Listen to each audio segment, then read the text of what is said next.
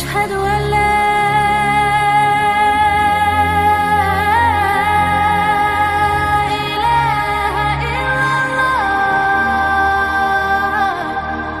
Ma'asyiral muslimin wal muslimat rahimakumullah. Surah An-Nazi'at ini, karena An-Nazi'at sendiri diperselisihkan oleh para ulama apa itu maknanya. Ada yang mengatakan bahwa An-Nazi'at ini bicara soal kuda, maksudnya kuda-kuda perang,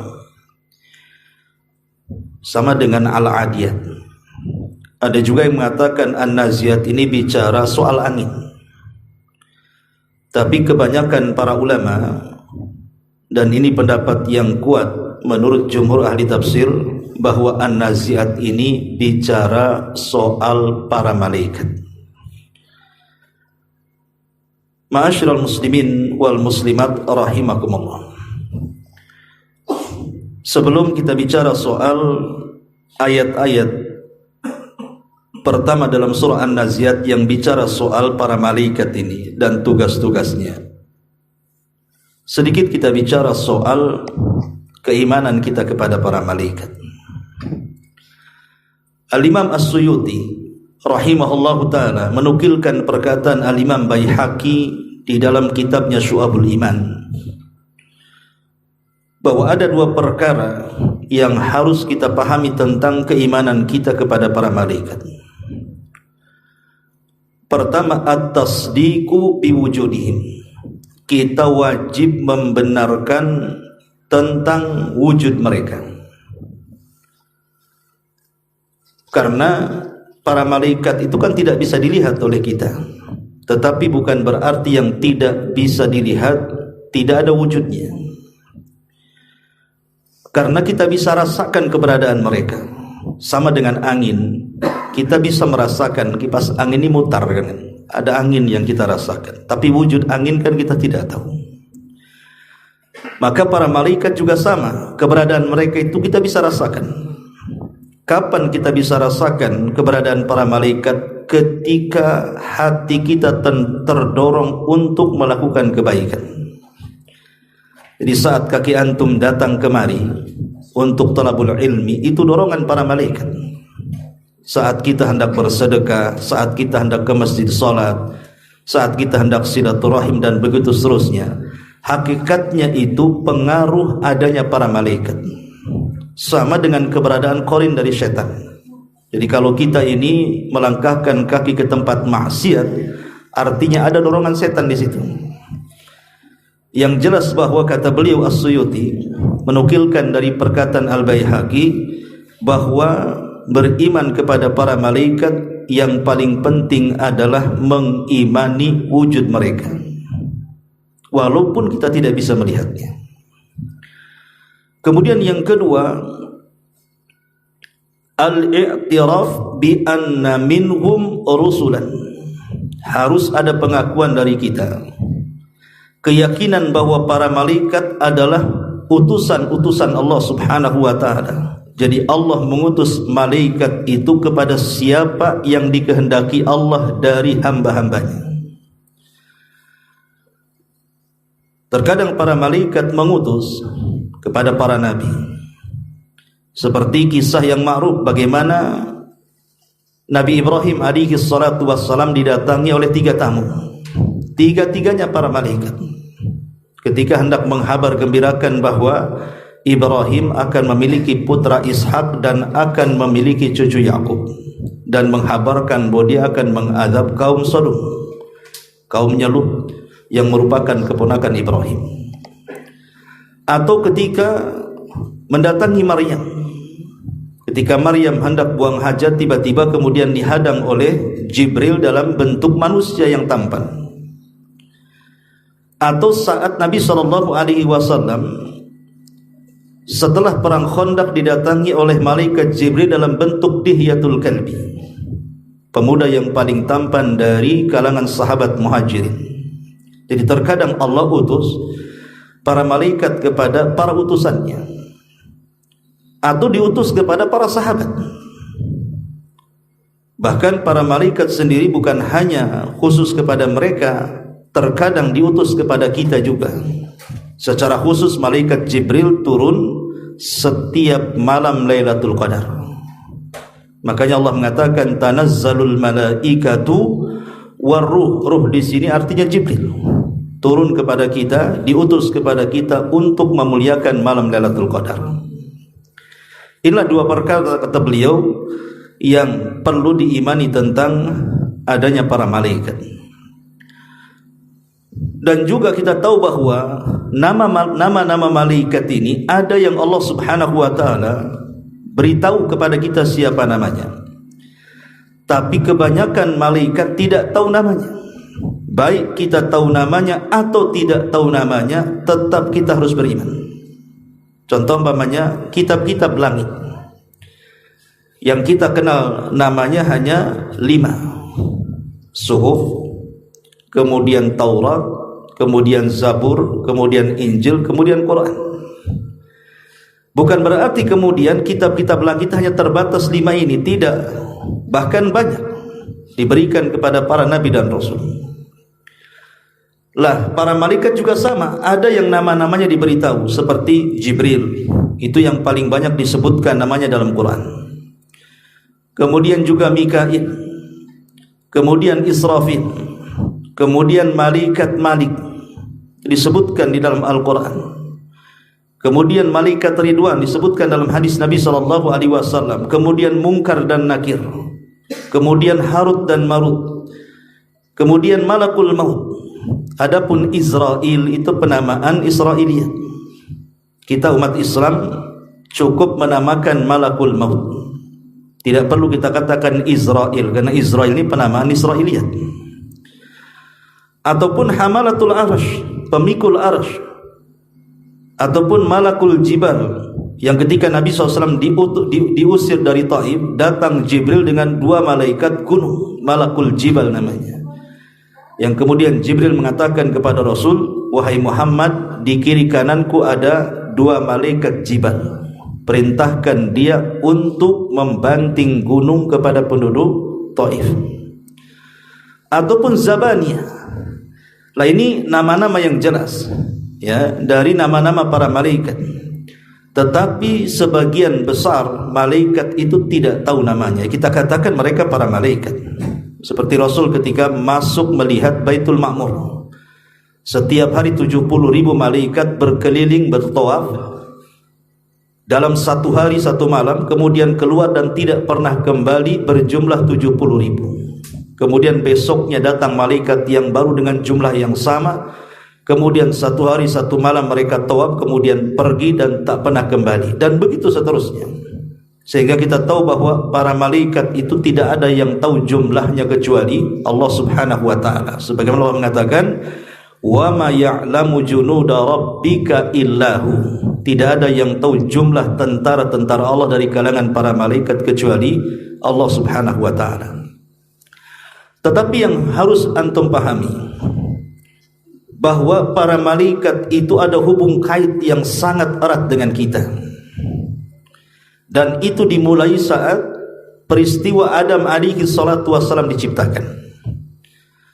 Jadi saat Adam alaihi salatu wassalam diciptakan, para malaikat ini sudah membicarakan bahwa akan ada makhluk yang diciptakan. Bahkan sempat kemudian mengatakan di hadapan Allah Subhanahu wa taala, apakah engkau akan menciptakan makhluk yang akan merusak di bumi dan menumpahkan darah? Tapi Allah Subhanahu wa taala menegaskan bahwa inni a'lamu ma la ta'lamun.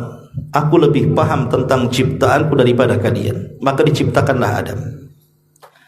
Setelah Adam diciptakan, kemudian Allah Subhanahu wa taala mengatakan di dalam Al-Qur'anul Karim, wa nafakhtu fihi min ruhi faqa'u lahu sajidin. Semata-mata aku tiupkan ruh kepada Adam, maka kalian wahai para malaikat harus sujud kepada Adam. Sudah saya katakan bahwa sujudnya para malaikat kepada Adam bukan sujud ibadah, karena tidak boleh sujud kecuali kepada Allah. Maksudnya sujud di sini artinya sujud penghormatan. Ada satu pendapat seperti itu. Pendapat yang lain mengatakan maksudnya sujud di sini artinya Adam dijadikan kiblat oleh para malaikat. Jadi malaikat bukan sujud kepada Adam karena sujud ibadah, tidak. Malaikat menjadikan kiblat, sama ketika kita sujud menghadap Ka'bah. Kan Ka'bah itu kiblat kita. Bukan berarti kita menyembah Ka'bah, tidak, hanya sekedar dijadikan kiblat saja. Lah saat kemudian para malaikat sujud, kemudian Adam alaihi salatu wasallam diperintahkan Allah untuk mengucapkan salam kepada para malaikat, dan malaikat pun menjawab salam. Dari sejak itu sampai hari kiamat terbentuklah hubung kait malaikat dengan manusia. Sampai hari ini dan sampai kiamat dibangkitkan. Baik ketika kita hidup di dunia, baik saat kematian kita, baik ketika kita berada dalam kuburan kita, baik saat kita dibangkitkan dan dikumpulkan di padang mahsyar ataupun masuk ke dalam surga atau neraka, maka tidak akan lepas dari para malaikat. Jadi hubung kait kita ini dari dunia sampai surga atau dari dunia sampai neraka, kalau Allah takdirkan masuk neraka, naudzubillah. Dan itu kita bisa lihat bagaimana Allah Subhanahu wa ta'ala menghubung kaitkan para malaikat dengan manusia ini. Seperti kita lihat dalam Al-Quran atau hadis-hadis Nabi SAW. Contoh saja, hubung kait para malaikat dengan kita adalah kecintaan para malaikat kepada orang-orang yang beriman. Dan itu dijelaskan dalam hadis Nabi SAW. Ketika Allah Subhanahu wa ta'ala mencintai hambanya, maka yang pertama kali diberitahu siapa? Jibril. Berdasarkan hadis Rasul, kata Nabi SAW, Innallaha idza ahabba abdan nadahu Jibril. Allah itu kalau suka dengan seorang hamba, maka yang pertama kali dipanggil siapa? Jibril. Kemudian Allah mengatakan kepada Jibril, Ya Jibril, inni uhibbu fulanan fa'ahibbahu. Wahai Jibril, aku cinta lo dengan si fulan, kau harus cinta juga dengan si fulan. Fa'ahabbahu Jibril. Maka Jibril pun ikut cinta orang yang Allah cintai. Cukup sampai di sini? Tidak. Jibril mengundang para malaikat yang lainnya, kemudian mengumpulkan seluruh malaikat di alam semesta dan mengatakan, Ya malaikatallah, innallaha ahabba fulanan fa'ahibbuhu. Wahai malaikat-malaikat Allah, dimanapun kalian berada, Allah sudah suka dengan si fulan, kalian semua harus cinta dengan si fulan. Maka semua para malaikat cinta dengan orang yang Allah cintai. Ketika semua para malaikat cinta dengan orang yang Allah cintai, Allah tanamkan kecintaan penduduk bumi kepada orang yang Allah cintai. Dari sini kita tahu bahwa ada hubung kait malaikat dengan kita, di mana para malaikat sangat mencintai orang-orang yang dicintai Allah Subhanahu wa ta'ala. Ma'asyiral muslimin yang dimuliakan Allah Azza wa Jalla. Dan bentuk kecintaan para malaikat kepada orang-orang yang beriman adalah mereka selalu bersalawat. Bersalawat untuk kita. Jangan salah, para malaikat itu selalu mendoakan kebaikan kepada kita orang-orang yang beriman. Dan itu disebutkan dalam surah Al-Ahzab ayat 43. Apa kata Allah? Huwallazi yusalli alaikum wa malaikatuhu liyukhrijukum minadh-dhulumati ila nur. Liyukhrijakum minadh-dhulumati ila nur. Dan dialah Allah yang memuji kalian, dan juga para malaikat yang senantiasa bersalawat kalian agar mengeluarkan kalian dari kegelapan menuju cahaya. Lalu apa salawatnya para malaikat kepada kita? Salawatnya para malaikat kepada kita adalah memintakan ampun akan dosa-dosa kita. Tapi salawatnya Allah kepada kita artinya Allah memuji. Jadi para malaikat itu baik sekali dengan kita. Mereka senantiasa memintakan ampun akan dosa-dosa kita. Makanya saking sukanya para malaikat dengan kita, terkadang ada para malaikat itu kan mencari majalisul ilmi, majelis ilmu, kayak seperti ini, majelis ilmu. Sebagaimana Rasul mengatakan, dan itu disebutkan dalam hadis yang dikeluarkan Bukhari Muslim dari hadis Abu Hurairah radhiyallahu anhu, Rasul mengatakan, Inna lillahi malaikatun, sesungguhnya Allah itu punya para malaikat, yatufuna fit turqi, mereka berjalan ke sana kemari, yaltamisuna ahla dzikri, mencari orang-orang yang berzikir kepada Allah Subhanahu wa taala. Maksudnya ahla dzikri artinya majalisuz dzikri, majelis-majelis yang isinya mengingat Allah. Dan Al-Imam An-Nawawi rahimahullahu taala ketika memberikan catatan kepada ayat ala bi dzikrillahi tatmainnul qulub, ingatlah dengan zikir kepada Allah Subhanahu wa taala hati kalian tenang. Maksudnya zikir di sini ta'limul halali wal haram, majlis yang di dalamnya diajarkan, dikenalkan ini halal, ini haram. Lah itulah majlis ilmu namanya. Kemudian kata Nabi SAW, فَإِذَا وَجَدُوا قَوْمًا, kalau para malaikat ini sudah mendapati sebuah kaum, يَذْكُرُونَ اللَّهَ, yang mereka berzikir kepada Allah Subhanahu wa ta'ala, tunadu, maka masing-masing mereka saling memanggil, halummu ila hajatikum, kemarilah wahai para malaikat, berkumpul di sini. Jadi satu malaikat memanggil malaikat yang lainnya untuk berkumpul di atas orang-orang yang sedang bermajlis ilmu. Fayahuffunahu bi atihim ila sama'id dunya, maka mereka pun akan bertumpuk-tumpuk satu dengan yang lainnya sampai ke atas, sampai menembus langit pertama. Di orang yang bermajlis zikir seperti ini, di atas kepala kita ada para malaikatnya, dan para malaikat itu bertumpuk-tumpuk seperti ini sampai ke langit dunia. Subhanallah, ya. Makanya rugi sekali orang-orang yang jarang hadiri majelis ilmu, yang hanya mencukupkan mengaji lewat YouTube, Facebook, TikTok, kan gitu. Kadang ada orang yang seperti itu. Saya lihat hari ini semangat orang untuk duduk di majelis ilmu itu sudah kurang, kan gitu. Alasannya apa? Cukup tengok YouTube saja, kan gitu ya. Beli kuota YouTube, rupanya di tengah-tengah kajian ada iklannya pula. Iklannya orang telanjang pula di situ.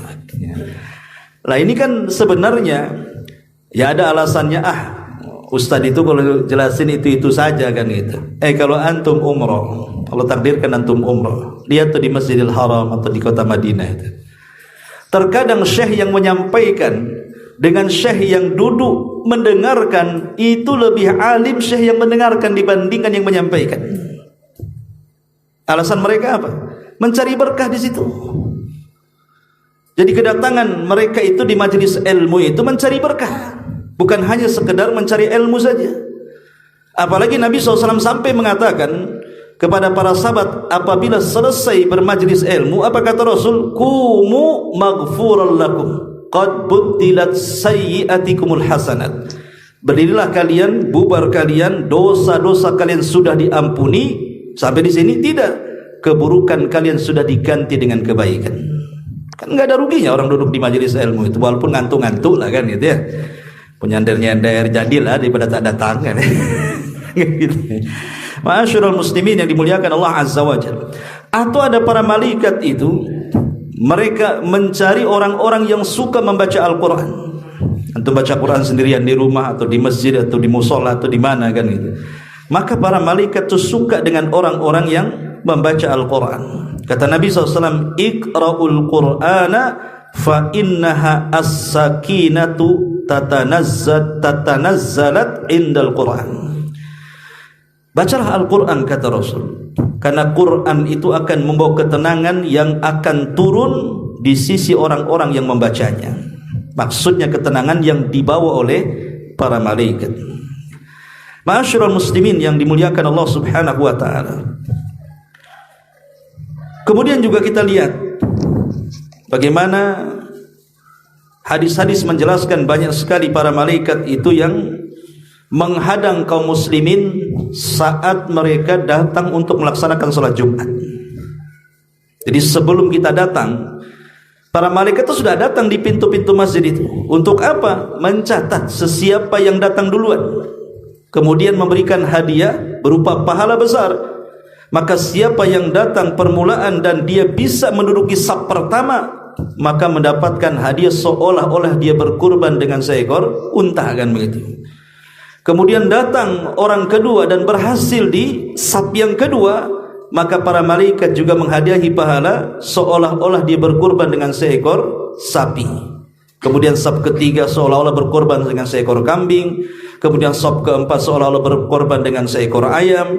Kemudian saf yang kelima seolah-olah dia berkorban dengan telur ayam. Ya belakang-belakang datai ayam lah. udah nggak kedapatan lah kan gitu. Artinya bahwa di sini lihat bagaimana orang-orang yang betul-betul melaksanakan ibadah kepada Allah Azza wa Jalla dari orang-orang yang beriman, sedemikian itulah cintanya malaikat dengan kita. Tapi anehnya banyak orang-orang yang datang duluan ke masjid justru bukan nyari saf yang pertama, nyari sandaran, nyari tiang, nyari tembok kan itu ya. Nah ini kan sangat disayangkan. Ma'asyiral muslimin yang dimuliakan Allah Azza wa Jalla, dan banyaklah hadis-hadis tentang perhatian para malaikat saat di dunia. Adapun saat kematian, dan nanti juga akan dijelaskan dalam permulaan surah An-Nazi'at. Jadi malaikat itu ikut campur dalam kematian kita.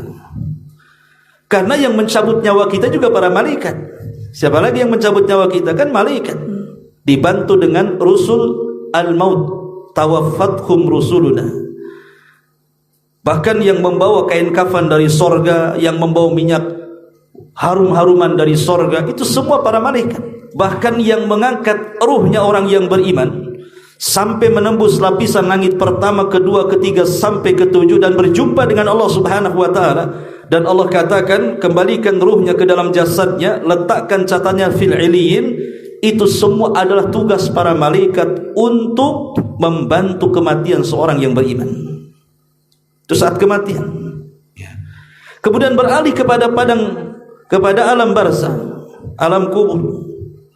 Ada sebuah hadis yang mengatakan bahwa ketika orang-orang yang ada di kuburan itu, mereka akan ditemani oleh para malaikat. Para malaikat yang mencatat amal-amal perbuatan amalan kita. Kemudian Allah Subhanahu wa taala bentuklah kemudian catatan amal kita itu dalam bentuk orang yang sangat tampan, mendatangi kita, kemudian ngobrol dengan kita, kemudian menyuruh kita tidur, tahu-tahu ketika bangun sudah dekat kiamat. Sampai dia mengatakan nim naumatal arus, tidurlah seperti tidurnya pengantin.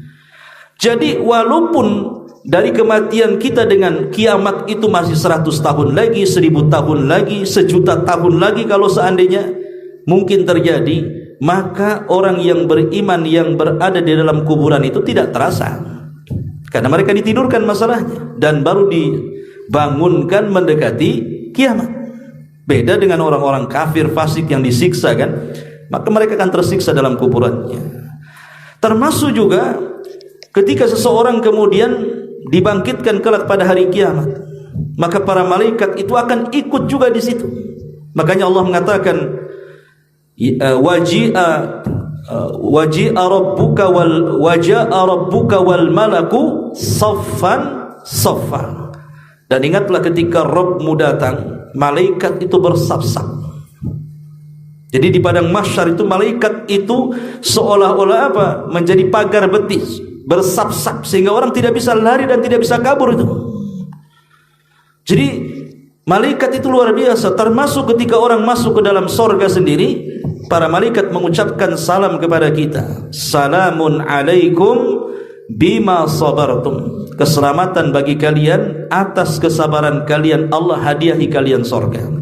Dari sini kita tahu bahwa sejak kita lahir, kemudian kita besar di dunia, kita diwafatkan, masuk ke alam kubur, kemudian dikiamatkan, sampai dibangkitkan, sampai masuk ke dalam sorga, para malaikat itu tidak lepas dari orang-orang yang beriman. Itulah hubung kait yang luar biasa, yang bagaimana Allah Subhanahu wa taala menugaskan para malaikat untuk senantiasa bersama kita manusia. Tetapi ikhwatu fillah muliakan Allah Azza wa Jalla, ada malaikat itu kan yang ditugaskan oleh Allah Subhanahu wa taala memang untuk kebaikan.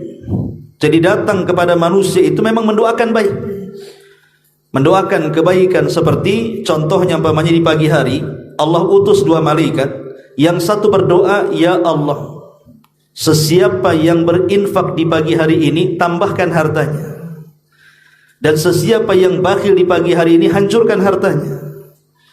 Itu setiap hari malaikat itu diutus oleh Allah untuk mendoakan seperti itu di pagi hari kan.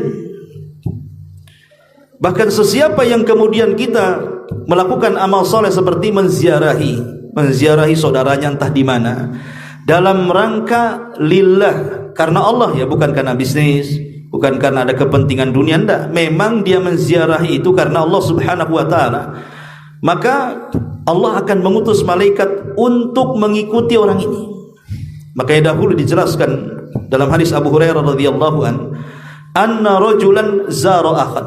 Ada seseorang itu hendak menziarahi kawannya fi qaryatin, pada sebuah desa. Ya.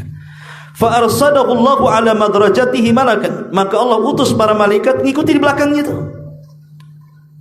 Falamma ata alaihi, kemudian ketika sudah di tengah perjalanan menuju saudaranya, maka malaikat menjelma sebagai manusia kemudian menghadangnya, kemudian mengatakan kepada orang ini, aina turid, hendak kemana engkau pergi, mau apa kamu?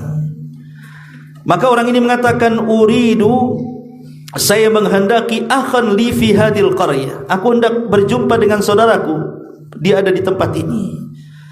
Maka kemudian malaikat ini mengatakan, halaka alaihi min ni'matin tarubuha alaihi, apakah ada niat yang lain, entah karena urusan bisnis, dagang, minjam uang atau apa gitu ya. Dia mengatakan, la, tidak, inni ahbabtuhu fillah, aku ingin menziarah itu karena aku cinta karena Allah. Maka kemudian ditanya lagi, tidak ada niat yang lain? Tidak, cuma itu saja. Maka malaikat ini mengatakan, fa inni rasulullahi ilaika, sesungguhnya aku utusan Allah lah kepadamu, aku ini malaikat. Bi annallaha qad ahabbaka kama ahbabtahu fihi, karena engkau sudah mencintai saudaramu karena Allah, maka Allah telah mencintai dirimu. Itu contohnya seperti itu ya. Tetapi di sisi lain ada malaikat juga yang ditugaskan oleh Allah Subhanahu wa taala, itu tugasnya hanya melaknat saja. Jadi ketemu kita ini melaknat kita habis-habisan. Lah siapa itu orang-orangnya yang melaknat, yang dilaknat oleh para malaikat? Contohnya umpamanya hadis Nabi SAW tentang seorang istri yang menolak ajakan suaminya kan. Apa kata Nabi SAW? Idza da'a ar-rajulu imra'atahu fa'abat. Jadi kalau seorang suami meminta istrinya untuk berhubungan, tiba-tiba si istri menolak, apa kata Rasul? La'anathul malaikatu hatta tusbiha, maka malaikat akan melaknat dia sampai datang waktu subuh. Jadi kalau seandainya suami meminta kepada istrinya untuk melayaninya jam 8 malam, banyak kan itu, tiba-tiba banyak alasan ini itu, akhirnya suaminya marah kan itu, maka Allah utus malaikat melaknat dia. Terus dilaknat, sepanjang tidur dia dilaknat sampai datang waktu subuh, baru malaikat dipergi. Bayangkan kalau seandainya si istri ini meninggal di malam itu dalam kondisi dilaknat para malaikat. Coba Ustaz, sekarang yang menolak bukan saya, suami saya Ustaz. Apa suami saya dilaknat juga? Kalau bapak-bapak biasanya nggak nolak, biasa jarang lah ya, capek-capek pun dilayan juga ya. Tapi dari sini contohnya bahwa ada malaikat-malaikat itu yang memang ditugaskan oleh Allah Subhanahu wa taala untuk melaknat saja. Atau dalam hadis lain Nabi SAW mengatakan, dalam sebuah hadis Nabi mengatakan, man asyara ila akhihi bihadidatin fa innal malaikata tal'anuhu hatta yadahu wa in kana akhan li abihi wa ummihi, rawahu Muslim. Barang siapa yang mengisyaratkan kepada saudaranya dengan senjata, mengacungkan golok, mengacungkan pelati, pokoknya besi, pentungan atau apa lagi itu, untuk menakut-nakuti, mengancam dengan senjatanya, maka malaikat akan datang diutus Allah untuk melaknat dia sampai diletakkan senjatanya. Coba baru mengancam saja datang malaikat, macam mana kalau betul-betul ditusukkan? Kalau betul-betul dipentungkan begitu pentungannya, baru mengisyaratkan saja untuk menakut-nakuti saudaranya, walaupun itu saudara sebapak atau seibu kata Nabi, maka Allah akan utus malaikat melaknat dia sampai diletakkan senjatanya. Ya. Dan sekarang mengancam itu nggak pakai besi lagi, sekarang udah canggih, pakai handphone ngancamnya. Ya, awas kok ngomong-ngomong. Dia nggak, ketika dia ngomong di handphone itu mengancam saudaranya, dia tidak tahu Allah sedang mengutus malaikat melaknat kita. Karena menakut-nakuti seorang muslim itu dilarang, dia diharamkan. Diharamkan dalam Islam, tidak boleh. La yahillu li muslimin an yurawwi'a musliman, kata Rasul. Tidak halal artinya haram seorang muslim menakut-nakuti muslim yang lainnya. Dan banyak lagi seperti orang yang mencaci maki sahabat itu dilaknat terus malaikat. Coba bayangkan, orang Syiah yang suka mencaci maki sahabat, maka mereka dilaknat setiap hari oleh para malaikat yang diutus Allah Subhanahu wa taala, termasuk orang-orang yang menasabkan dirinya kepada yang bukan bapaknya. Pada yang bukan bapaknya, yang sekarang kan lagi ramai ini di Indonesia ini. Orang ngaku Habib, turunan Nabi dan begitu seterusnya kan. Ya, memang secara hukum kalau ada orang yang mengaku dirinya keturunan Nabi, ya kita percaya saja, ya. Karena ucapan seorang muslim itu harus dipercaya pada awalnya. Tetapi ingat, kalau Anda dusta dalam pengakuannya, hanya mengaku-ngaku saja. Karena saya baru kedatangan tamu, ada Syekh Abdullah dari Yaman, kebetulan lagi buat daurah di Jabal Uhud 2 minggu, ya. Beliau cerita tentang jual beli nasab itu di Hadraul Maut. Jadi di Hadraul Maut itu ada jual beli nasab, ikhwan. Antum kalau ingin masuk nasabnya sampai ke Rasulullah, sediakan uang, beli nasab aja di sana. Antum bisa jadi Habib antum. Karena Masya Allah ya, karena di Indonesia ini mungkin karena kurangnya ilmu pengetahuan, ya, kurangnya akidah, ya, kurangnya, ya mungkin karena tidak pernah duduk di majelis ilmu atau mungkin jarang belajar, terkadang masyarakat kita ini mudah saja kemudian ditipu. Contoh saja umpamanya banyaknya kuburan-kuburan palsu. Kan banyak sekarang ini kan kuburan-kuburan palsu itu. Kadang-kadang nggak ada isinya kuburan itu. Hanya kemudian diceritai khurafat, kemudian dibuat serem-serem kuburannya kan itu. Kemudian dibuat cerita ini kuburannya ulama anu, Habib anu dan begitu seterusnya. Akhirnya lambat laun dengan berjalannya tahun, mungkin generasi awal tidak datang ke kuburan itu, tapi generasi kedua, ketiga kan nggak tahu ceritanya. Karena lihat awal terjadinya kesyirikan, ikhwan, di zaman Nabi Nuh alaihi salatu wassalam itu bukan dilakukan di generasi pertama. Generasi pertama itu hanya membuat patung saja, tidak menyembah dia. Tapi setelah generasi pembuat patung ini tiba-tiba meninggal, datang generasi kedua, kemudian diperbanyaklah berhala-berhala tersebut, kemudian hilang generasi kedua, datang generasi ketiga, tidak tahu maksud kakek buyutnya. Akhirnya terjadilah kesyirikan pertama di dunia, menyembah patung di zaman kaum Nuh, sampai Allah katakan dalam Al-Quran, la tadarunna wa la tadarunna waddan wa la suwa'an wa la yaghutha wa ya'uqa wa nasra, ya. Sampai mereka mengatakan jangan tinggalkan sembahan Wad, Ya'uq, Ya'ghus. Itu kan nama-nama berhala di zaman Nabi Nuh itu kan. Jadi terkadang memang target mereka itu untuk ke depan, jangka panjang bukan jangka pendek kan itu. Mungkin pada awalnya diingkari. Sebuah berita dusta itu kalau diputar diulang-ulang, lama-lama ada yang membenarkan, kawan. Ya kan? Mungkin awalnya berita itu hoax, tapi kalau berita itu asli diulang-ulang terus, lama-lama ada juga yang membenarkan. Itulah syaitan di situ. Ya. Ma'asyiral muslimin yang dimuliakan Allah Subhanahu wa taala. Ya, adapun tentang kematian para malaikat, menurut jumhur ulama mengatakan bahwa mereka juga sama dengan kita manusia dan jin, mereka bisa mati. Dan itu berdasarkan firman Allah Subhanahu wa taala, "Wala tad'u ma'allah ilahan akhar la ilaha illahu kullu syai'in halik illa wajah." Segala sesuatu akan binasa kecuali wajah Allah Subhanahu wa taala. Dari sini para malaikat pun mengalami kematian. Ada juga yang berpendapat lain seperti Imam Ibnu Hazm rahimahullahu taala, mereka mengatakan bahwa malaikat itu tidak mati. Mereka adalah makhluk yang dikecualikan oleh Allah Subhanahu wa taala berdasarkan firman Allah, "Wa nufikha fis suri fa sa'iqa man fis samawati wa man fil ard illa ma sya Allah." Dan ketika tiupan sangkakala ditiupkan, maka semua yang ada di langit dan bumi mereka terkejut, kemudian mati. kecuali makhluk yang Allah kehendaki untuk tidak mati. Al-Imam Ibn Hazm mengatakan maksudnya kecuali makhluk yang Allah kehendaki, di antaranya para malaikat. Mereka tidak diwafatkan saat kiamat. Tetapi pendapat yang kuat adalah pendapat jumhurul ulama, mayoritas para ulama, bahwa para malaikat juga mengalami kematian saat kiamat. Ya, wallahu a'lam. Baik, kita akan masuk tafsirnya. Ya. Allah Subhanahu wa taala berfirman dalam Al-Qur'an, "Wan nazi'ati gharqa." Demi malaikat-malaikat yang mencabut nyawa dengan keras. Gharqa itu dengan dahsyat, dengan syiddah, dengan keras. Kemudian Allah Subhanahu wa taala mengatakan, "Wan nasyitati nashta." Demi malaikat-malaikat yang mencabut nyawa dengan lembut.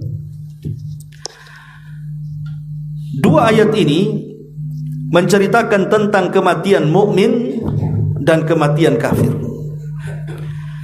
Kita pernah membahas tentang hadis yang panjang sekali dari hadis sahabat Bara ibn Azib tentang kematian seorang yang beriman dan tentang kematian orang-orang kafir.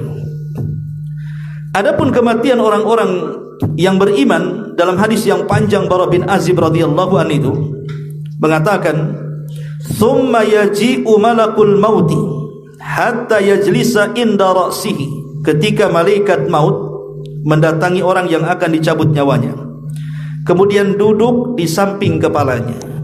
Kenapa duduk di samping kepala? Karena ruh itu keluar dari mulut. Ruh orang itu saat kematian keluar dari mulutnya. Makanya setiap ruh itu keluar dari mulut, itu mata mengikutinya. Kita lihat orang yang mati itu umumnya melotot, karena ruhnya mengikuti ruhnya. Mata itu mengikuti ruhnya, makanya melotot. Kata Rasul, disunnahkan untuk ditutup supaya tidak menakutkan. Apa yang terjadi? Fayaqul, maka malaikat maut, karena yang dicabut ruhnya orang baik, maka panggilan juga sangat lembut. Ya ayyatuhan nafsul at-tayyibah. Dalam ayat di dalam Al-Quran, ya ayyatuhan nafsul mutmainnah ukhruji ila maghfirati minallahi wa ridwan. Wahai jiwa yang baik, wahai jiwa yang tenang, keluarlah kepada ampunan dan keridhaan Allah Subhanahu wa taala. Lihat kata Rasul, fatakhruju tasilu kama tasilul qatrah min fi siqai. Maka ruh itu akan keluar seperti tetesan terakhir yang keluar dari mulut teko. Ya, sering saya contohkan kalau seandainya ini teko, ya. Ini kan banyak airnya nih, ya. Kalau banyak air kita buka tutupnya kemudian kita tuangkan, tentu deras dia keluarnya karena masih banyak airnya. Tapi kalau tinggal satu tetes di sini, kemudian kita tuangkan seperti ini, tentu tidak akan deras. Dia akan berjalan pelan-pelan, terus berjalan sampai terakhir menggantung di mulut teko, baru netes. Lah ruhnya seorang mukmin itu seperti itu saat dicabut, pelan, seperti tetesan yang terakhir yang keluar dari mulut teko, kata Rasul. Kan pelan tuh jalannya, pelan tapi pasti. Saking lembutnya malaikat saat mencabut ruhnya seorang mukmin itu dengan panggilan yang sangat indah, wahai jiwa yang baik. Walaupun demikian, tetap saja yang namanya kematian itu pasti ada sakaratnya. Ada rasa sakit yang tidak ada yang tahu kecuali Allah. Hatta Nabi SAW sendiri merasakan sakit kan saat kematiannya. Rasul mengatakan apa? Ala wa inna lil mauti la sakarat. Duhai kiranya dalam kematian ini ada sakaratnya, katanya. Ada perasaan yang sakit luar biasa. Sampai Ali Bassam rahimahullahu ta'ala dalam syarah kitab Bulughul Maram dia mengatakan, apa hikmahnya seorang mukmin saat kematian itu mengalami sakit? Kata beliau, boleh jadi rasa sakit yang dialami seorang mukmin saat detik akhir kematiannya, boleh jadi rasa sakit itu untuk menggugurkan dosa yang terakhir yang ada di badannya. Boleh jadi itu hikmahnya, ya. Kenapa seorang mukmin merasakan sakit? Kenapa orang-orang kafir juga merasakan sakit? Lah apa bedanya? Ya. Bedanya sakit yang dialami seorang mukmin itu ujian bagi dia, dan setiap ujian itu salah satu hikmahnya menggugurkan dosa. Boleh jadi rasa sakit itu menggugurkan dosa-dosa akhir dia. Tapi ingat, rasa sakitnya orang-orang kafir, orang fasik, orang fajir, boleh jadi itu awal azab yang Allah timpakan saat kematiannya. Belum lagi azab kubur yang menunggunya, belum lagi azab neraka yang menunggunya. Naudzubillah. Ya. Ma'asyiral muslimin yang dimuliakan Allah Subhanahu wa taala. Tetapi itulah yang disebut dengan wan nasyitati nashtah. Jadi nashtah itu artinya dicabut dengan lembut. Ya. Tapi an-nazi'ati gharqa, wan-nazi'ati gharqa. Gharqa di sini artinya malaikat maut saat mencabut ruhnya orang kafir. Saat mencabut ruhnya orang kafir ataupun orang fasik yang banyak dosanya.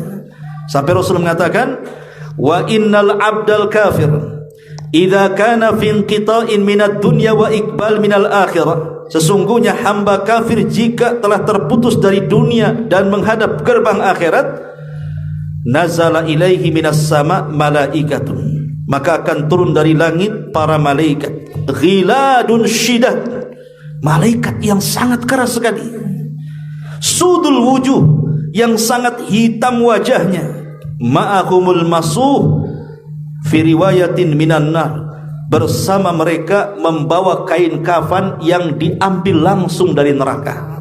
Jadi kafannya saja diambil dari neraka. Fayajlisuna minhu maddal basar, maka mereka semua kemudian duduk sejauh mata memandang. Thumma yaji'u malakul maut, kemudian Allah datangkan malaikat maut. Dari sini kita tahu bahwa ketika orang dicabut nyawanya, malaikat maut itu tidak sendirian, tapi ada yang disebut dengan awan, pembantu-pembantu. Sebagian pensyarah hadis mengatakan bahwa pembantu-pembantu para malaikat maut itulah yang mendorong ruh. Jadi pembantu-pembantu malaikat maut itulah yang mendorong ruh dari jari jemari, dari kaki dan tangan, kemudian didorong sampai ke tenggorokan. Apabila ruh itu sampai di tenggorokan, disitulah tugas malaikat maut mencabutnya.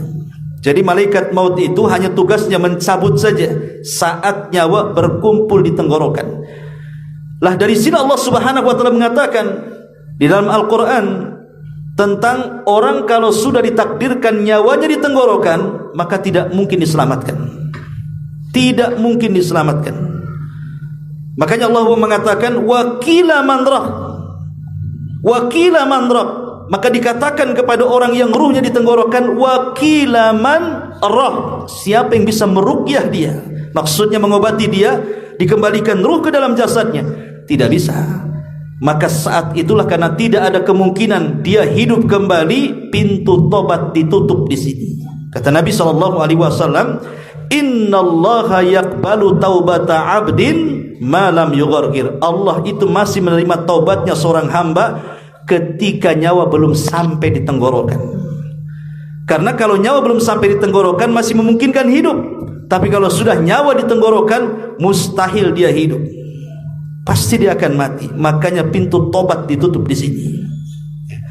Ma'asyiral muslimin yang dimuliakan Allah Subhanahu wa taala. Kemudian kata Nabi SAW, hatta yajlisa inda ra'si, malaikat maut kemudian duduk di samping kepalanya. Fayaqul, kemudian dia mengatakan kepada ruh yang sudah terkumpul di tenggorokan itu, ya ayyatuhan nafsul khabitha, ukhruji ila sakhati minallahi wa ghadabi. Hei jiwa yang busuk, jiwa yang buruk, keluarlah kepada kemurkaan dan kemarahan Allah Subhanahu wa taala. Fatufarraqu fi jasadihi wa yantazi'uha kama yuntaza'us safud min sufil mablul. Apa kata Rasul? Lalu jiwa yang buruk tersebut tersebar di jasadnya.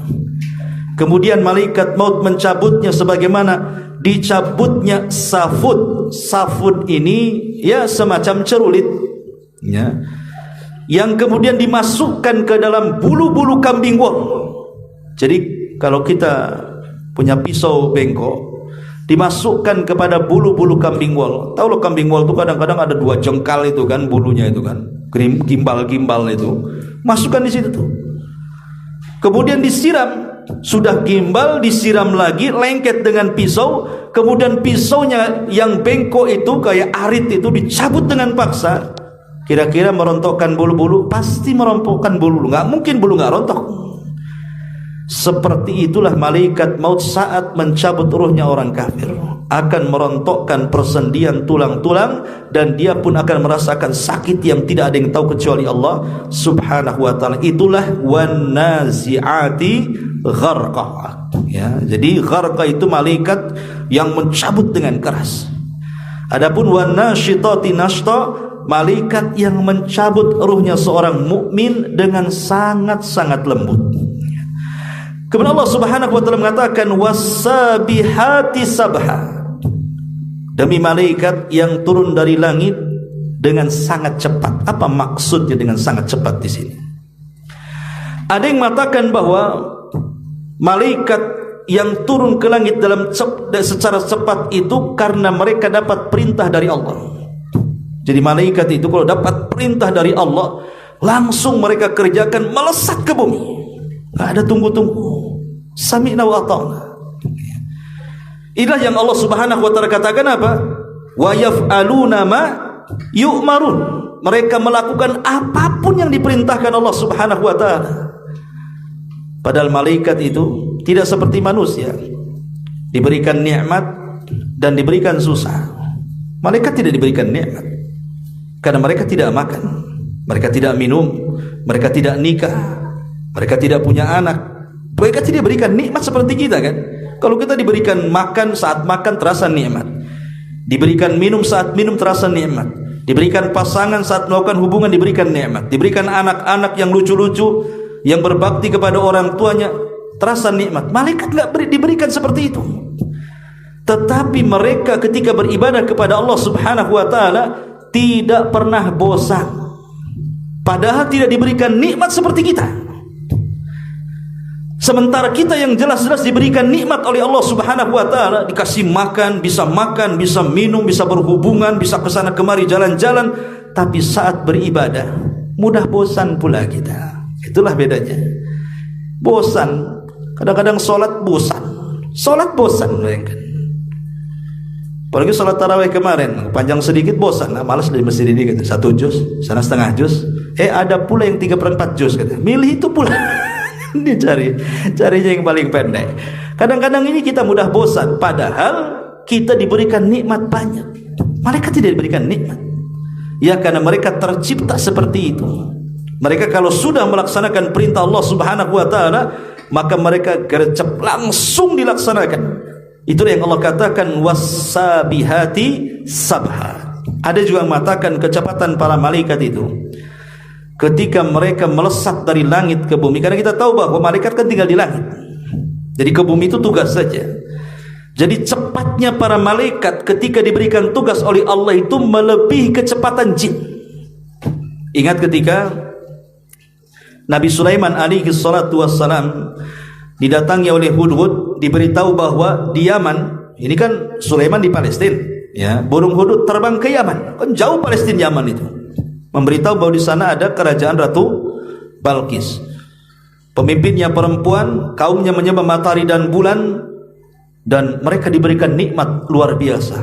Akhirnya Sulaiman pun menulis surat untuk supaya ratu itu masuk Islam. Kemudian Sulaiman mengatakan kepada orang-orang di bawahnya, siapa yang bisa memindahkan istana Balqis kemari, katanya. Apa yang terjadi? Qala ifritun minal jin, berkata ifrit dari kalangan jin. Ifrit itu di bawahnya iblis. Ifrit itu, ya. Ana atika qabla an taquma mim maqamika. Saya bisa menghadirkan istana itu wahai Sulaiman sebelum engkau berdiri dari kursi singgasana. Sebelum berdiri, padahal berdiri kan cepat tuh. Antum berdiri sebentar aja kan? Tapi kata ifrit si jin ini, sebelum engkau berdiri, istana itu sudah di hadapanmu. Secepat apa coba mindahinnya itu? Kan cepat kali itu. Dan ini sebagai dalil bahwa jin itu bisa memindah-mindah barang-barang apapun. Istana aja bisa dipindah. Jadi kalau antum punya celengan, tiba-tiba hilang uangnya, kok nggak ada lubang, nggak ada apa, ketika dibongkar kok nggak ada uangnya, bisa saja dipindah jin. Jinnya ada di rumah tuh biasanya. Jin siapa ya tak tahu. Artinya kalau mindah-mindah kayak gitu gampang ya. Tapi yang saya ingin katakan, bagaimana cepatnya Ifrit bisa memindahkan istana loh ya. Tetapi yang lebih hebat lagi, ada seorang laki-laki yang beriman.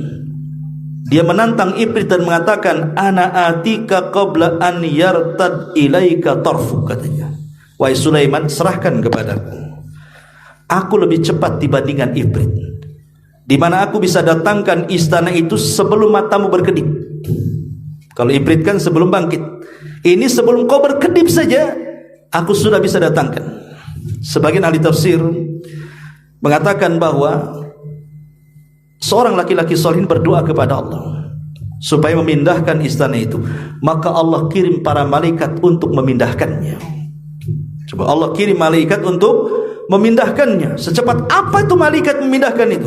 Menunjukkan apa? Kecepatan terbang malaikat jauh melebihi kecepatan jin. Itu maksudnya. Lah itu yang disebut dengan wasabihati sabha. Kemudian Allah mengatakan fasabiqati sabqa, demi malaikat yang mendahului dengan sangat kencang. Ayat ini memperkuat ayat sebelumnya ya, karena ayat sebelumnya mengatakan demi malaikat yang turun dari langit ke bumi dengan cepat. Maka ayat keempatnya demi malaikat-malaikat yang mendahului mereka dengan kencang. Jadi ayat ini memperkuat ayat sebelumnya tentang bagaimana para malaikat itu bisa bergerak dengan sangat kencang untuk memenuhi perintah Allah Subhanahu wa taala. Ya tentu karena memang Allah Subhanahu wa taala anugerahkan kepada para malaikat itu diberikan sayap-sayap. Bahkan Jibril saja diberikan sayap oleh Allah Subhanahu wa taala berapa? 600 sayap, di mana satu sayapnya saddal ufuk, menutup langit. Saking besarnya Jibril alaihi salatu wassalam. Dan ingat, tidak ada satupun manusia yang pernah diperlihatkan bentuk malaikat asli kecuali Nabi. Semua manusia tidak pernah, hatta para nabi ya, kecuali Nabi SAW diperlihatkan malaikat Jibril 2 kali ya, 2 kali. Satunya ketika di Gua Hira gitu ya, kemudian kedua di Sidratil Muntaha. Kemudian Allah Subhanahu wa taala mengatakan fal mudabbirati amra, demi para malaikat yang mengatur urusan manusia. Jadi kita ini diurus oleh para malaikat, bahkan dijaga oleh para malaikat. Semua amalan kita ada yang mencatatnya. Minimalnya ada 4 para malaikat yang disuruh untuk mencatat amal kita. 1 raqib, 2 atid. Kemudian di sana ada para malaikat yang mencatat kebaikan, yang bertugas ada di malam hari dan ada di siang hari, selain raqib dan atid. Kalau raqib dan atid kan tidak akan lepas dari diri kita. Ma yalfidu min qaulin illa ladaihi raqibun atid. Tidak ada ucapan manusia kecuali dicatat raqib dan atid. Itu melekat pada diri kita. Raqib dan atid itu akan terus mencatat apapun yang kita lakukan, baik yang baik ataupun yang tidak baik. Tapi di sana ada para malaikat pencatat lain selain raqib dan atid. Dan itu disebutkan dalam hadis Nabi SAW. Kata Nabi SAW, sesungguhnya ada para malaikat-malaikat itu yang ditugaskan di siang hari dan di malam hari. Wa yajtami'una fi salatil asri wa salatil fajri, dan mereka berjumpa di 2 salat, salat asar dan salat fajar. Jadi kalau ditugaskan di malam hari untuk mencatat amal kita, maka mereka turun di waktu orang yang sedang salat asar. Jadi saat manusia sedang salat asar, mereka turun mencatat amal kebaikan kita sampai waktu subuh. Malam hari itu kita berbuat apa saja dicatat sama dia. Antum tahajud, antum witir, antum baca Quran, antum silaturahim, antum sedekah dan begitu seterusnya, dicatat sampai subuh. Kemudian ketika manusia sedang sholat subuh, malaikat ini naik. Kemudian dalam waktu yang sama turun malaikat yang mencatat kebaikan di siang hari. Makanya 2 sholat ini memiliki 2 pahala. Sholat asar 2 pahala dan subuh 2 pahala. Kenapa? Karena dicatat 2 malaikat, malaikat malam dan malaikat siang. Adapun sholat yang lain dicatat oleh 1 malaikat saja. Makanya kenapa 2 sholat ini sangat-sangat luar biasa keistimewaannya.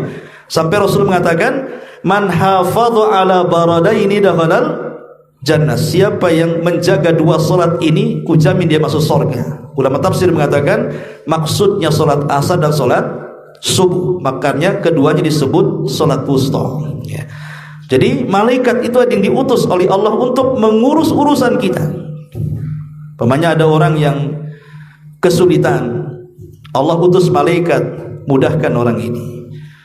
Ada orang yang lagi stres gitu ya, diutus malaikat tenangkan orang ini. Ada orang mau kecelakaan ini, udah di depannya ada truk gitu ya, tiba-tiba tidak jadi kecelakaan, berhasil dia. Siapa yang menyelamatkan dia? Allah utus malaikat menyelamatkannya. Antum tidur, di mana saja antum tidur, tidak ada semut masuk hidung, masuk telinga, masuk lubang. Kenapa?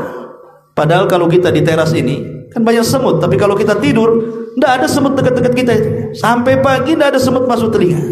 Siapa yang menjaga? Malaikat. Jadi ada malaikat-malaikat itu yang diutus untuk mengatur urusan-urusan manusia. Fal mudabbirati amra. Inilah diantara sumpah para malaikat. Untuk apa? Untuk yauma tarjufur rajifah. Dan ini pembahasannya panjang tentang hari kiamat.